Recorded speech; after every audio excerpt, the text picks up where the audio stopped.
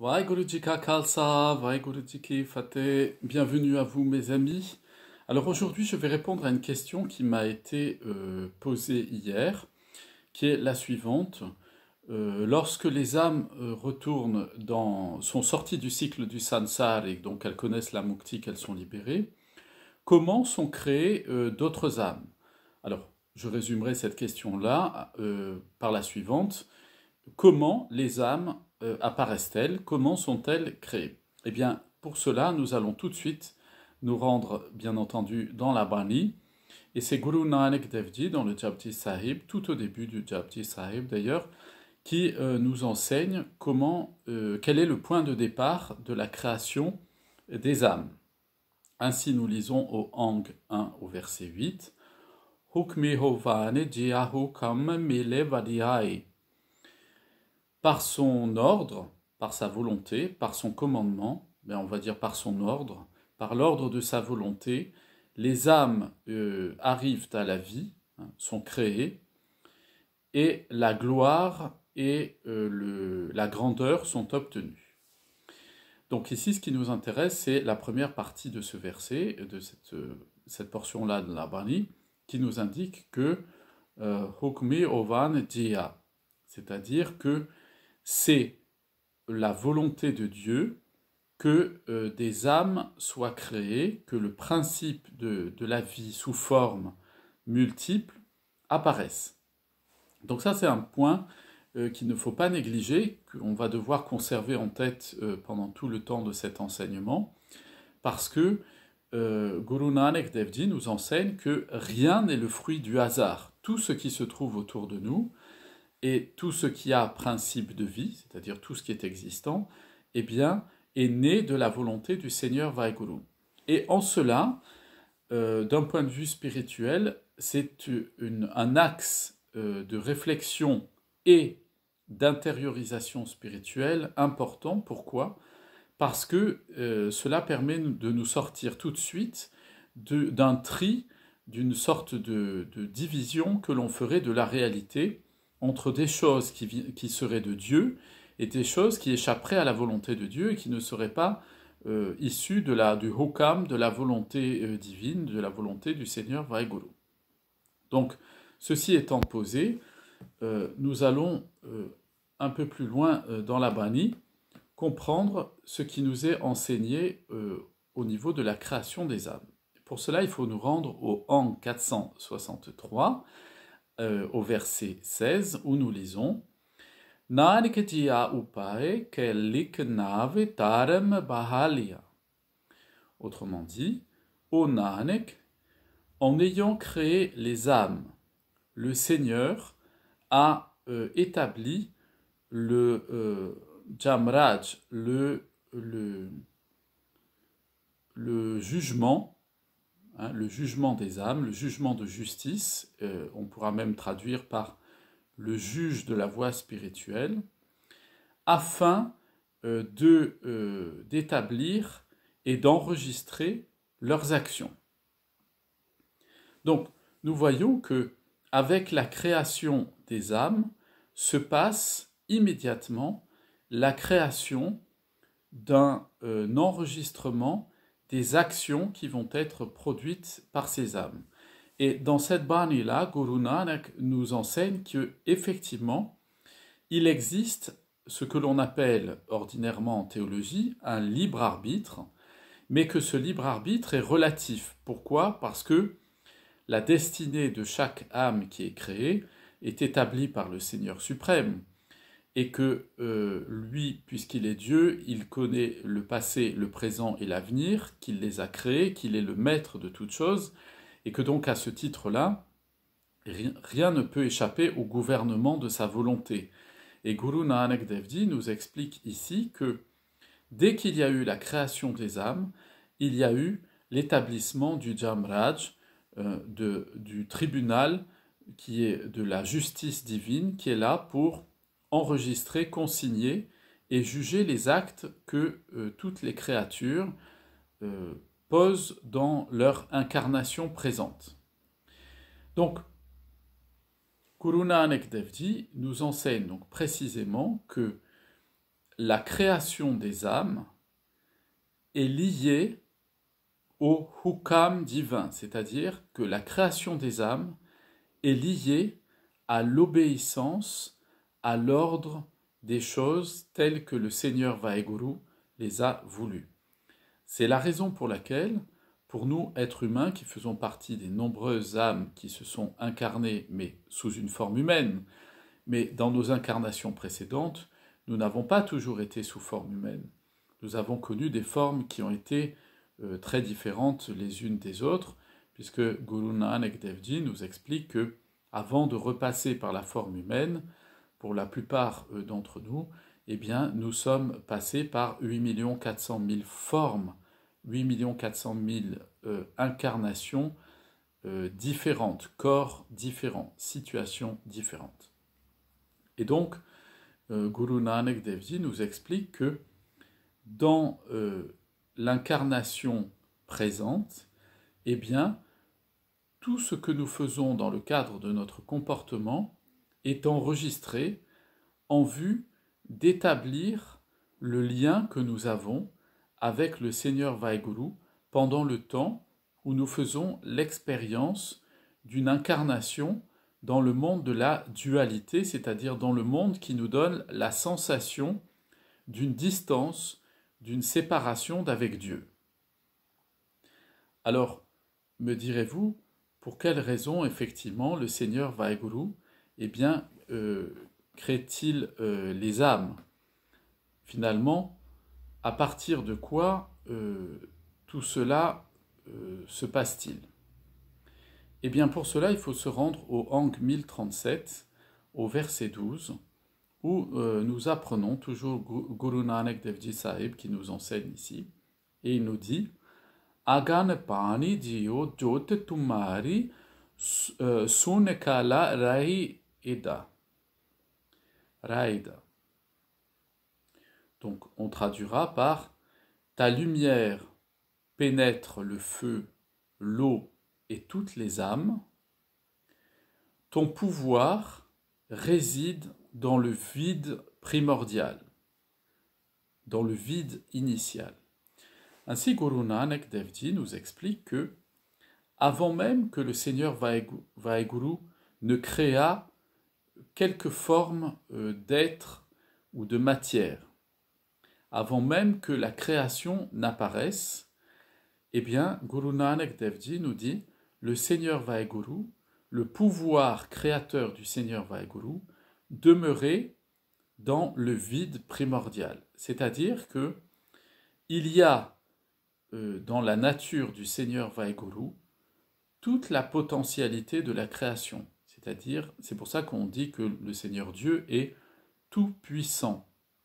Tout puissant ne voulant pas dire seulement qu'il est le plus fort, mais tout puissant, la puissance, c'est en français, ça vient du latin potere, potentia, potentiae, qui signifie en fait ce qui est capable de passer à l'acte, tout ce qui est utile pour un passage à l'acte. Autrement dit, par exemple, quelqu'un qui est d'une nature robuste, eh bien, potentiellement, il peut occuper des métiers qui font appel à la force physique.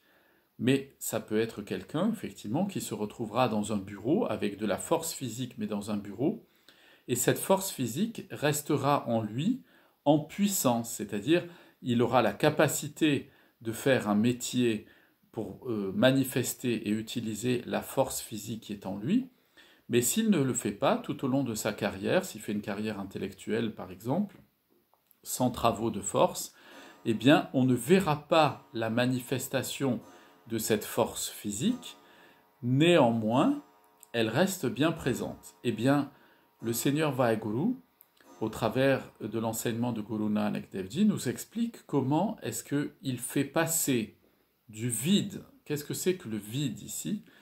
Ça signifie en fait l'état de la nature profonde du Seigneur Vaheguru. C'est-à-dire que le Seigneur Vaheguru est insaisissable par nature, et donc il est appelé ici le vide primordial, c'est-à-dire, qu'est-ce que c'est que le vide primordial? C'est le commencement de toute chose, mais un commencement qui est invisible à nos yeux, à nos cinq sens, et qui ne peut pas être saisi par notre intelligence.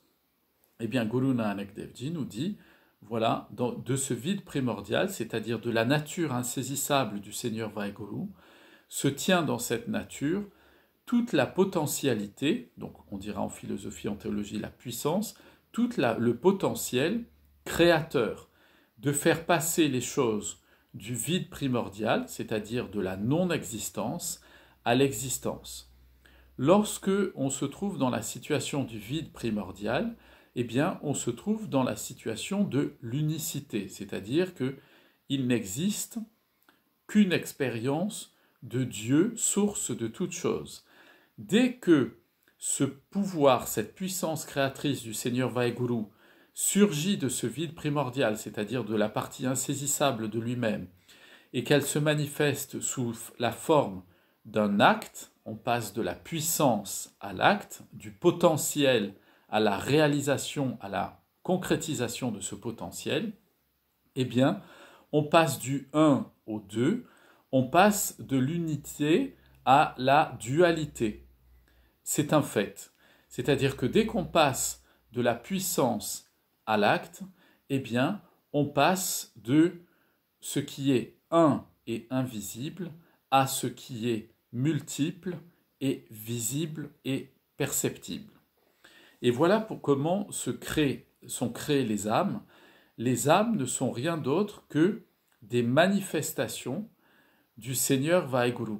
Et donc, vous le comprenez maintenant, tout ce qui est une manifestation du Seigneur Vaheguru est en fait quelque chose qui provient de ce vide primordial, vide, comme vous l'avez compris, voulant dire la dimension insaisissable de Vaheguru, qu'on ne peut pas capter, parce que nous sommes limités dans la matière, donc on n'a pas la capacité à comprendre l'illimité dans la non-matière.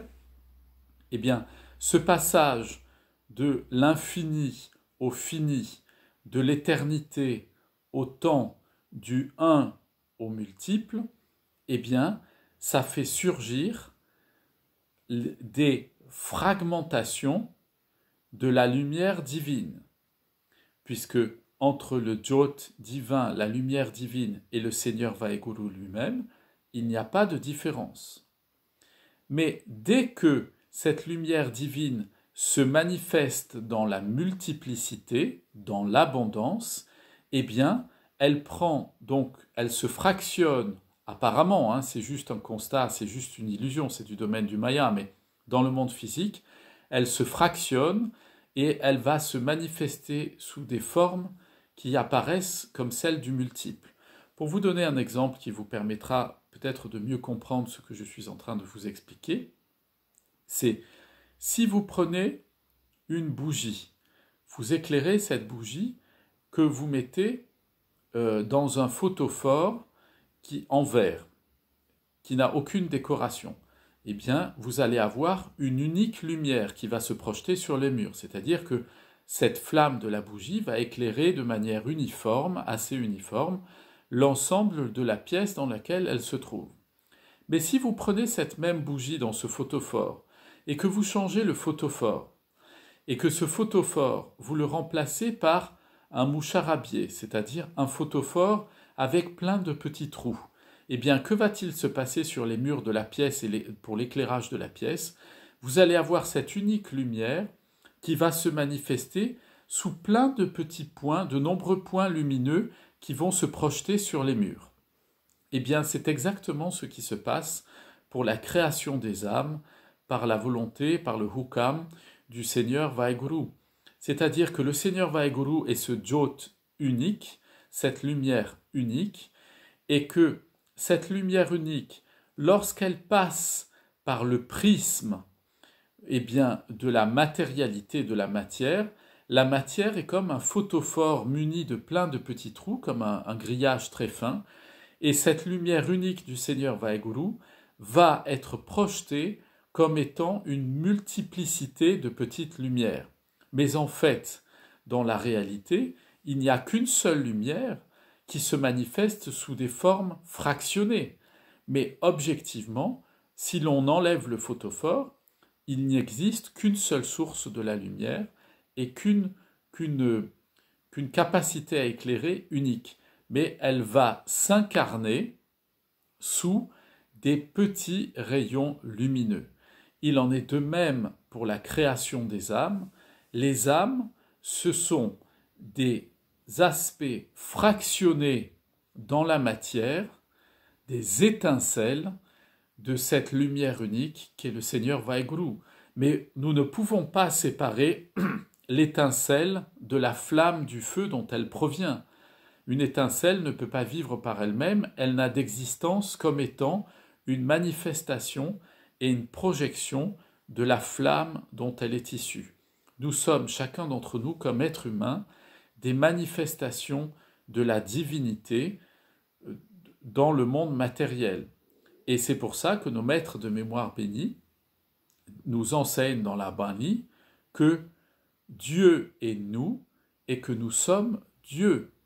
C'est-à-dire que nous sommes cette lumière qui passe au travers du prisme des limitations de la matière et qui donne l'impression que chaque être humain est différent, de l'autre, mais dans le fond, l'âme qui est en vous comme l'âme qui est en moi est une seule et unique âme, qui est le Mahatma, qui est l'âme suprême, qui est la manifestation du Parabraham, du Seigneur insaisissable, autrement appelé le vide primordial. Le vide ne voulant pas dire, vous l'aurez compris, l'absence de quelque chose, mais la dimension insaisissable d'une chose qui échappe au monde de la dualité et au monde de la matière. Toujours pour cela, pour mieux comprendre ce dont nous parlons à l'instant, c'est que le Guru Amar Das Ji Sahib nous précise justement cet aspect de photophore Musharabieh, vous voyez, avec une petite projection de cette lumière unique divine qui se projette sous des formes de petits rayonnements lumineux que l'on appelle donc les âmes. Eh bien, Guru Amar Das Ji Sahib nous enseigne au Hang 1056 au verset 12, Shiv Shakti Dei Me Pae, c'est-à-dire que Shiva et Shakti, tu as placé au Seigneur Shiva et Shakti à l'intérieur de la matière, à l'intérieur du corps. Shiv et Shakti représentent, Shiv c'est l'énergie et Shakti c'est la matière, c'est l'énergie sous la forme matérialisée. C'est ainsi d'ailleurs que nos maîtres de mémoire bénis nous enseignent qu'il y a deux manières qui sont d'ailleurs identiques, mais ce sont deux approches du Seigneur Vaheguru. Il y a deux manières d'approcher le Seigneur Vaheguru du point de vue de la démarche spirituelle. Il y a la manière où on s'approche de lui comme étant Pitta, notre Père, et sous sa dimension de lumière insaisissable et de Parabraham, d'énergie pure, absolument insaisissable à notre esprit. Et puis, il y a la dimension de Dieu qui est Mata, qui est notre mère, qui est le Seigneur saisissable dans une manifestation qui est celle de la manifestation du monde de la matière, de la Pakriti. C'est pour ça que nos maîtres de mémoire bénis nous enseignent, Guru Arjan Dev Ji Sahib nous enseigne que le Seigneur Vaheguru, le Seigneur Dieu, est Nirgun, il est sans forme, et Sargun, il se manifeste sous des formes matérielles. Ainsi, dans la vie spirituelle, mes amis, et c'est ça la création de nos âmes, c'est là pour nous rappeler que nous sommes faits à cette ressemblance divine, c'est-à-dire que nous sommes à la fois composés d'une âme, d'une atma, d'un jiv qui est en nous, qui est la manifestation du Jod divin, de la lumière divine, et en même temps, cette lumière divine s'est incarnée dans un corps qui est une manifestation condensée, beaucoup plus solide, beaucoup plus matérialisée, de cette lumière divine également. Et qu'il y a donc en nous une balance permanente entre le potentiel masculin de notre âme qui est sous la forme de la puissance divine qui se tient dans notre âme, et le potentiel féminin de notre âme qui est cette puissance divine manifestée par le corps que nous avons présentement et l'incarnation dans laquelle nous nous trouvons présentement. Et que séparer les deux dans la vie spirituelle, vouloir séparer l'âme et le corps, eh bien c'est aller dans un écueil ou l'autre. C'est ce qui fait d'ailleurs que dans beaucoup de religions, eh bien, on s'est mis à adorer Dieu, soit comme un père, soit comme une mère, mais qu'on n'a pas l'équilibre entre les deux, c'est-à-dire l'équilibre entre Shiv Shakti, entre l'énergie et l'incarnation de cette énergie dans la matière. Eh bien, Guru Amar Das Ji Sahib nous dit, en parlant du Seigneur Vaheguru, tu as placé Shiv et Shakti, tu as placé l'énergie divine, donc l'âme, et Shakti, l'énergie divine matérialisée, dans le corps. Ce qui veut dire que, c'est pour ça d'ailleurs que nos maîtres de mémoire bénis nous disent que notre corps, il est le temple dans lequel réside la double manifestation du Seigneur Vaheguru, à la fois sous sa forme de Parbraham insaisissable, et à la fois sous sa forme de Pakriti, de nature physique, mais cette nature physique-là a bien un caractère divin, puisqu'elle est la manifestation de la Shakti, c'est-à-dire de la lumière divine, qui a pris une forme particulière pour se manifester dans ce monde, comme la bougie, lorsqu'on la met dans un photophore grillagé, un moucharabier, eh bien, la lumière va prendre la forme des trous par lesquels elle passe pour pouvoir se manifester dans le monde physique, dans le monde du Kal-Yuga, le monde sombre, de l'ignorance, de la nuit spirituelle. Donc, ici, nous retenons cet aspect-là qui est très important. Alors, comment se passe en fait l'incarnation de l'âme dans le corps? C'est au moment de la volonté par le Seigneur Vaheguru, comme nous l'enseignent nos maîtres de mémoire bénis. C'est la volonté du Seigneur Vaheguru qui fait surgir notre âme dans le monde. Eh bien, Guru Arjan Devji Sahib nous enseigne au Hang 1007 au verset 15 Saheke Furmayare dit Dehi Vich Dio Aepaya. C'est-à-dire que par l'ordre, la volonté du Seigneur Dieu, du Seigneur, il est présenté ici comme un roi, hein, mais par la volonté du Seigneur Dieu, par la volonté royale du Seigneur Dieu, l'âme vient à la vie, donc elle est formée, elle est créée, c'est-à-dire qu'elle vient prendre une forme particulière, et Vich Dio Apepaya, et elle s'incarne, elle entre dans un corps. Ainsi, c'est un point qui est important à retenir, c'est que la création de notre âme est le fruit d'un hukam divin, c'est-à-dire d'un ordre divin. Si vous existez, mes amis, et si j'existe, c'est une décision divine qui fait que vous existez et que j'existe également. Et donc cela veut nous indiquer que nous avons chacun, une ou plusieurs d'ailleurs, missions spirituelles à accomplir sur cette terre. Nous n'arrivons pas dans ce monde juste comme ça parce que le Seigneur Dieu, le Seigneur Vaheguru, aurait la fantaisie de nous créer et puis de s'amuser de notre existence et puis voilà, de mettre un terme à notre vie. Il ne s'agit pas du tout de ça.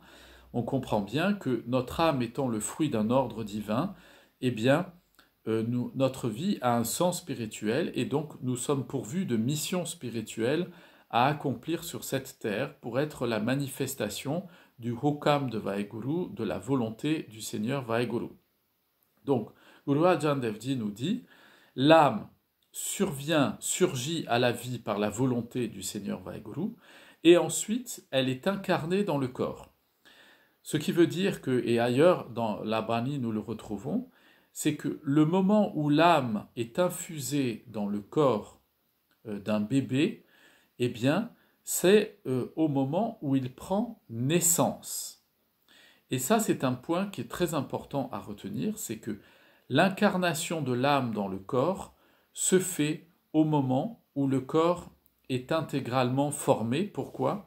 Parce que quand le corps arrive au 9e mois, dans le ventre de la maman, le corps du bébé arrive au 9e mois, il est équipé, il a pris toutes les formes nécessaires pour pouvoir recevoir l'âme qui a été créée. il est un peu comme, si vous voulez, un écrin qui est adapté à un diamant qui, lui, a une taille et une forme particulière. Notre âme, elle est, elle vient à la vie avec une forme particulière. Alors quand je dis une forme particulière, c'est-à-dire avec un destin particulier et une mission particulière à accomplir. Et donc, pour pouvoir accomplir le mieux possible cette mission, le Seigneur Vaheguru fait en sorte que le corps soit adapté à la réception de cette âme-là. C'est toujours le cas, c'est toujours ainsi. De cette âme d'ailleurs, qui, y compris au niveau du corps, va hériter des conséquences de la vie précédente. Mais ça, j'en parlerai à l'occasion d'un autre enseignement. Mais dès qu'il y a la création d'une âme, eh bien, quand cette âme est créée, elle est infusée dans le corps de l'enfant qui se forme dans le ventre de sa, qui est en formation dans le physique dans le ventre de sa maman. Elle est infusée juste un peu avant la naissance. Et donc, ça, c'est un point qu'il est essentiel de retenir, c'est qu'au moment de la naissance, il se passe un mystère que l'on appelle, celui nos maîtres de mémoire bénis disent que c'est ce qu'ils appellent plus exactement la destinée, le destin. C'est-à-dire tout va se jouer à ce moment-là, et au moment où l'enfant sort du ventre de sa mère, eh bien, la comptabilité de son karam, de ses actes commence, et tout cela va conditionner à la fois son futur dans ce monde présent, dans son incarnation présente, mais également son futur dans la vie suivante, c'est-à-dire après avoir quitté le corps et accompli ce qu'il doit accomplir. C'est ainsi, mes amis, que l'on peut comprendre pourquoi il y a des enfants qui meurent, par exemple, à la naissance, au moment de la naissance ou peu après la naissance, ou des enfants qui meurent en bas âge. C'est parce que, eh bien, l'âme qui a été infusée dans leur corps avait une mission particulière, un objectif particulier ou une réparation spirituelle particulière à faire, des actes, un karam à accomplir ou à achever, et qu'à ce titre-là, une fois qu'elles ont achevé ce qu'elles devaient faire dans leur corps, ça a pris moins de temps que pour nous par exemple, eh bien, elles quittent ce corps-là, elles sont séparées de ce corps, et donc on voit des enfants, Dieu nous en préserve, mourir en bas âge. Mais c'est également le cas, alors d'un point de vue un peu différent, pour les enfants qui meurent avant de venir au monde, qui meurent pendant le temps de la grossesse. Eh bien là, c'est une question d'orientation de la destinée, c'est-à-dire que, eh bien, il y a, nos maîtres de mémoire bénis nous expliquent que les âmes sont envoyées par le Seigneur Vaheguru, sont infusées, comme on le dit théologiquement, par le Seigneur Vaheguru dans les corps, mais qu'il y a des destinées pour lesquelles, eh bien, il y a un changement de destination de l'âme, et que donc le corps qui a été préparé dans le ventre de la maman pour recevoir cette âme-là, eh bien, ne se trouve plus en situation où il convient à l'âme qui va y être infusée, où il n'est pas adapté, et donc il ne vient pas à la maturité de l'existence au travers d'une naissance ordinaire, habituelle. Donc voilà, mes amis, alors ce sujet est très vaste et comme toujours, ce serait évidemment prétentieux de le traiter en une demi-heure ou en un quart d'heure, mais c'est pour vous donner quelques pistes de réflexion que vous pouvez retrouver en étudiant la Bani, bien entendu, et ce que nos maîtres de mémoire bénis nous enseignent. Il y a beaucoup de choses très détaillées à ce sujet-là. Donc rappelons-nous que comment est-ce que le Seigneur Vaheguru, comment est-ce que Dieu crée les âmes? Eh bien, il est créé à partir d'un ordre de sa volonté. Elles surgissent de sa nature, qui est sa nature unique, pour se manifester au travers des formes limitées et venir accomplir sur cette terre le destin qui leur a été assigné par le Seigneur Vaheguru. C'est pour ça qu'il y a une comptabilité des actes que nous faisons, parce que si nous ne répondons pas à notre destin, eh bien, notre âme sera contrainte de revenir à nouveau dans ce monde pour achever la mission ou les missions qui lui ont été confiées. Voilà quel est le sens de la création des âmes, c'est de poursuivre dans la création du Seigneur Vaheguru l'accomplissement de son hukam divin, l'accomplissement de sa volonté, en permettant à ce monde de vivre beaucoup plus dans le Jyot divin, dans la lumière, de recevoir le Gyan, la sagesse divine, et de pouvoir progresser dans le retour à l'unité parfaite et complète de toute la création avec le Seigneur Vaheguru lui-même. Je vous souhaite une excellente journée à tous, plein de bénédictions sur vous, vos familles, vos amis, vos voisins et tous ceux que vous aimez. Je vous dis à très bientôt. Vaheguru Ji Ka Khalsa, Vaheguru Ji Ki Fateh.